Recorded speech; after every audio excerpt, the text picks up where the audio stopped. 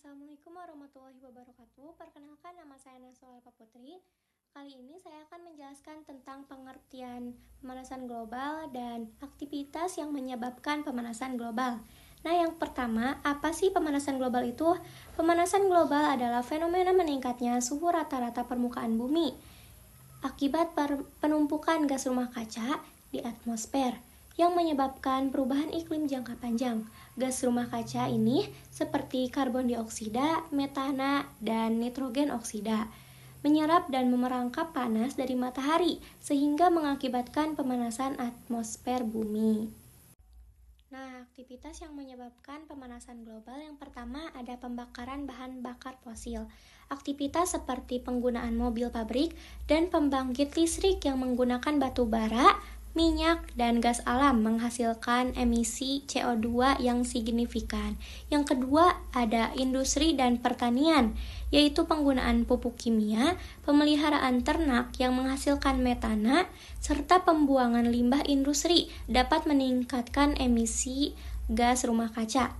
Yang ketiga ada transportasi. Kendaraan bermotor yang menggunakan bahan bakar fosil melepaskan gas CO2 ke atmosfer yang berkontribusi pada pemanasan global. Pembahasan selanjutnya adalah penjelasan efek rumah kaca. Proses terjadinya efek rumah kaca. Yang pertama adalah radiasi matahari. Sinar matahari mencapai atmosfer bumi, sebagian radiasi ini dipantulkan kembali keluar angkasa, dan sebagian lagi diserap oleh permukaan bumi. Yang kedua adalah penyerapan panas. Permukaan bumi yang dipanaskan memancarkan kembali radiasi inframerah atau panas. Yang ketiga adalah perangkap panas. Gas-gas rumah kaca di atmosfer menyerap sebagian radiasi inframerah ini sehingga mencegahnya keluar ke angkasa. Yang keempat adalah peningkatan suhu. Panas yang terperangkap ini menyebabkan suhu atmosfer dan permukaan bumi meningkat. Dan yang kelima adalah pemanasan global. Semakin banyak gas rumah kaca yang dilepaskan ke atmosfer, semakin banyak yang terperangkap dan semakin juga tinggi suhu bumi. Yang selanjutnya adalah diagram proses efek rumah kaca. Berikut adalah gambaran sederhana dari proses efek rumah kaca.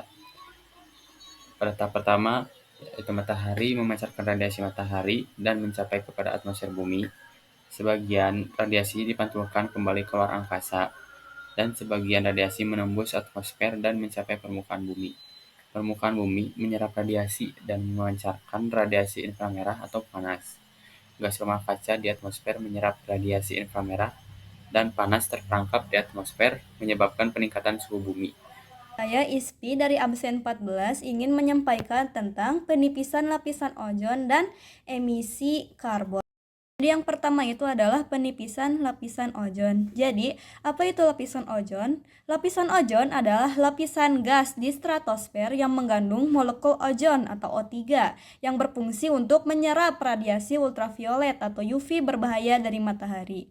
Radiasi UV panjang gelombang pendek memecah molekul oksigen atau O2 menjadi dua atom oksigen atau O, yang kemudian digabungkan dengan molekul oksigen lainnya untuk membentuk ozon. Ozon dilepaskan saat atom oksigen dan molekul ozon bergabung kembali membentuk dua molekul oksigen, yaitu O ditambah O3 sama dengan 2O2. Penyebab penipisan lapisan ozon salah satunya adalah karena CFC atau fluorokarbon. CFC bersifat berbau, tidak mudah terbakar, dan tidak mudah bereaksi. CFC dimanfaatkan sebagai gas pendorong dalam kaleng semprot atau aerosol, atau seperti di parfum-parfum kita, pendingin lemari es, pengembang busa polimer. Gas CFC yang naik ke atmosfer dapat merusak lapisan ozon. Menipisnya lapisan ozon akan menyebabkan meningkatnya paparan sinar matahari ke bumi sehingga dapat memicu kanker kulit, musnahnya spesies tertentu, dan kerusakan mata.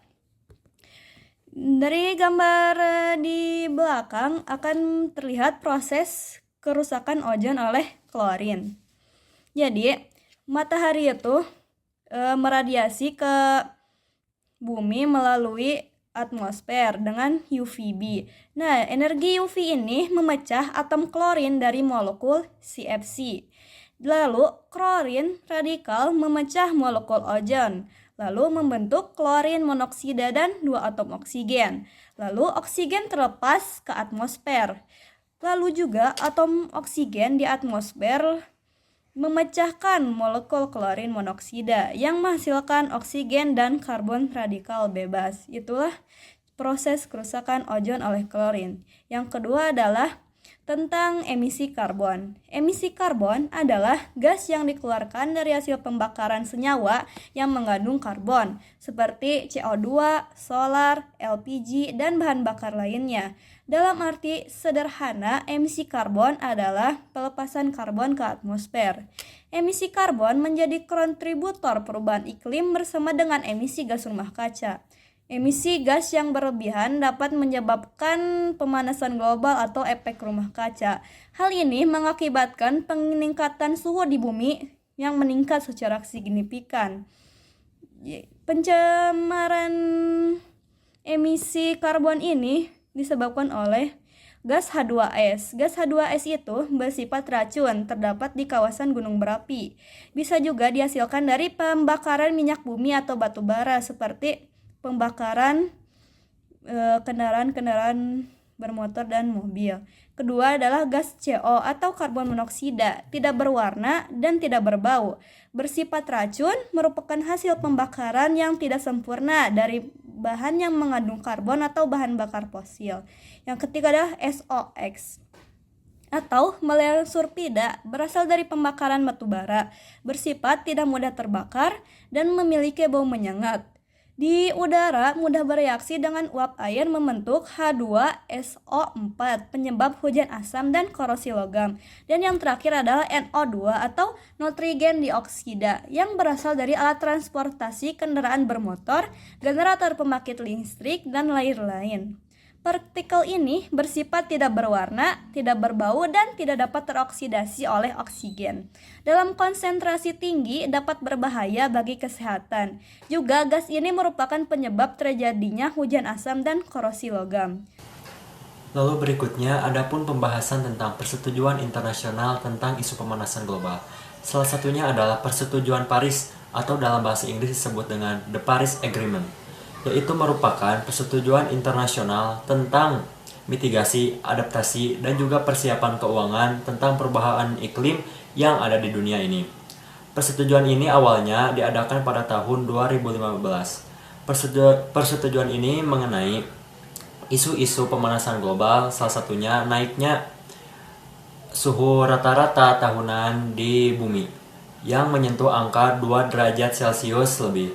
Hal ini menjadi masalah internasional karena menipisnya lapisan-lapisan atmosfer di bumi dapat menyebabkan naiknya suhu dan juga tidak stabilnya iklim yang ada di bumi. Kesepakatan ini ditandatangani sebanyak 196 negara termasuk Indonesia yang diadakan di Paris pada tahun 2015. Adapun isi-isi dari Persetujuan Paris. Yang pertama, menekan suhu tahunan di bumi hingga 2 derajat Celcius atau di bawahnya. Dengan penurunan angka suhu tahunan di bumi ini, dapat dengan signifikannya menekan angka pemanasan global. Yang kedua, meningkatkan kemampuan untuk beradaptasi dampak dari perubahan iklim. Contohnya meningkatkan ketahanan iklim dengan menekan penggunaan gas rumah kaca yang dikurangi dan juga membangun industri yang aman dari gas rumah kaca. Dan yang terakhir, membuat suplai finansial agar negara tersebut mampu dalam adaptasi menangani iklim dari pemanasan global. Seperti itu. Saya Angel Laura Dolok-Saribu dari absen 3 akan menjelaskan mengenai dampak-dampak pemanasan global. Yang pertama, pemanasan global dapat menyebabkan suhu rata-rata bumi meningkat. Seperti pada tahun 2022, suhu rata-rata bumi meningkat hingga 1,15 derajat Celcius. Hal ini mengakibatkan cuaca semakin ekstrim dan tidak menentu, seperti curah hujan tinggi yang memicu banjir. Yang kedua, Suhu lautan yang meningkat juga menyebabkan badai tropis lebih kuat dan sering terjadi. Selain itu, kekeringan semakin parah mengancam ketahanan pangan dan air bersih. Yang ketiga, mencairnya es di kutub yang menyebabkan kenaikan permukaan laut yang membahayakan wilayah pesisir. Suhu yang tinggi juga meningkatkan risiko kebakaran hutan dan menghasilkan asap yang mencemari lingkungan. Lalu munculnya beberapa penyakit seperti malaria dan demam berdarah menyebar lebih luas akibat perubahan iklim. Selain itu, bencana alam memicu stres dan gangguan kesehatan mental. Ketersediaan pangan terganggu meningkatkan risiko malnutrisi. Lalu yang terakhir, terumbu karang juga terancam rusak akibat suhu dan keasaman air laut yang meningkat, yang dapat mengganggu ekosistem laut. Baik, sekarang saya akan menjelaskan mengenai upaya mengurangi pemanasan global. Upaya mengurangi pemanasan global dapat dilakukan dengan mengurangi emisi gas rumah kaca melalui pemanfaatan energi terbarukan seperti matahari, angin, dan air, serta mengurangi penggunaan bahan bakar fosil. Lalu, menghemat energi juga penting dengan menggunakan peralatan hemat listrik dan mematikan perangkat yang tidak digunakan. Selanjutnya, penggunaan kendaraan bermotor dapat dikurangi dengan beralih ke transportasi umum, berjalan kaki, bersepeda, atau menggunakan kendaraan listrik dan hibrida. Lalu, reboisasi dan penghijauan dilakukan dengan menanam pohon dan melestarikan hutan agar dapat menyerap karbon dioksida. Lalu, limbah juga perlu dikurangi dengan mendaur ulang barang bekas dan membatasi penggunaan produk yang mengandung CFC, seperti pada pendingin udara dan aerosol. Kesadaran lingkungan perlu ditingkatkan melalui edukasi dan kampanye hemat energi, serta penghijauan, serta mengembangkan teknologi ramah lingkungan seperti kendaraan listrik dan energi bersih.